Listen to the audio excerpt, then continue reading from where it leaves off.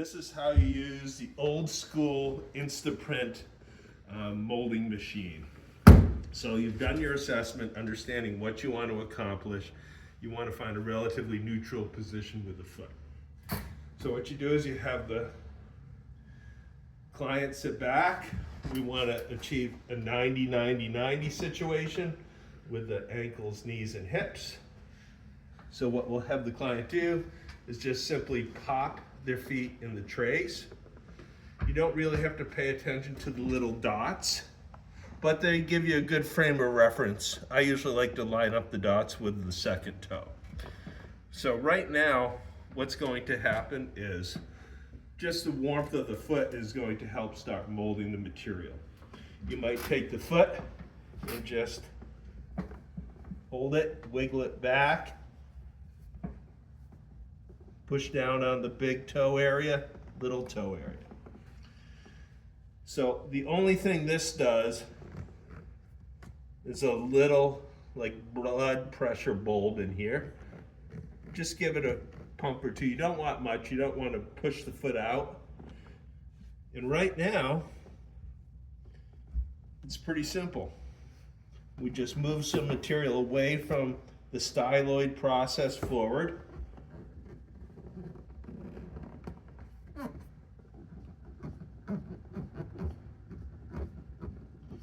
And what I'm going to do now is lift up the arch.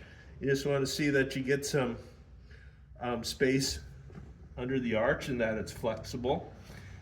If you need more material, you can just pack it in there.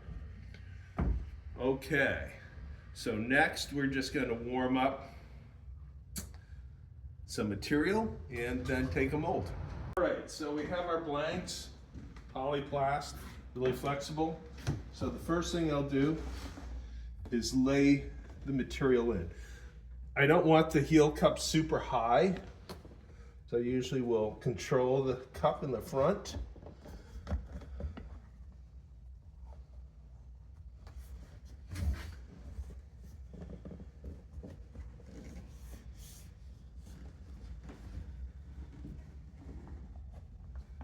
And the more time you spend just making sure you like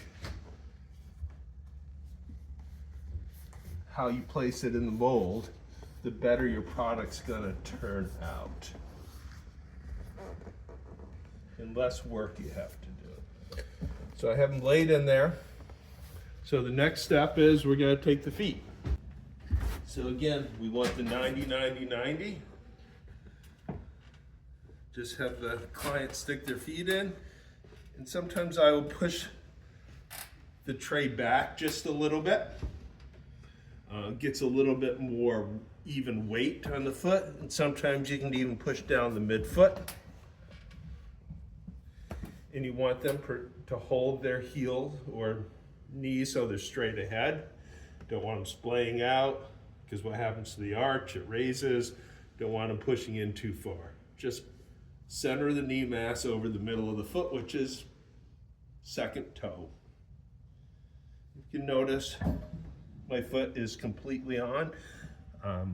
I grabbed a large, which seems appropriate. I could have used a medium actually for my foot as well, but there's a little less room for error.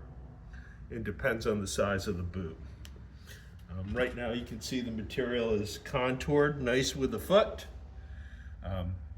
When this comes out in a minute, there's another phase we'll do, which is a little cast correction. With this machine, you do want to leave the feet in until they're cool. The new vac machine, once the mold is set, it's set. Their feet don't even need to be in it. But these actually work really well, these old machines. It's filled with a silica sand and Vaseline. So it becomes really malleable. What we used way back.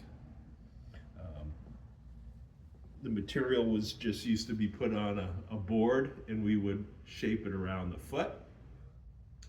Then MasterFit ended up putting it into a simple molding tray.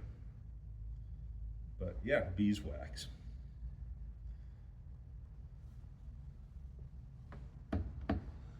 pretty rigid. It's getting close. Now I can take it out of the tray, and I'm actually going to expand the heel cup by pressing a little bit like this to make room for the sock. I also like to pull down on the lateral side, the 5th ray. And here's a pretty nice mold. We have the center of the heel, the lateral flange is nice. We'll do this one, flare the heel a little bit. I just push, opens it up.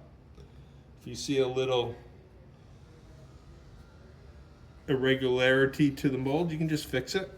Again, get rid of this.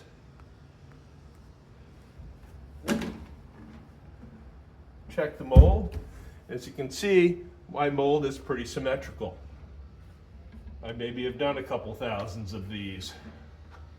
And here, I might even bring this one down. Again, this is called cast manipulation. So I'm pretty happy with that. So our next video will show us how to glue and also how to grind this insole.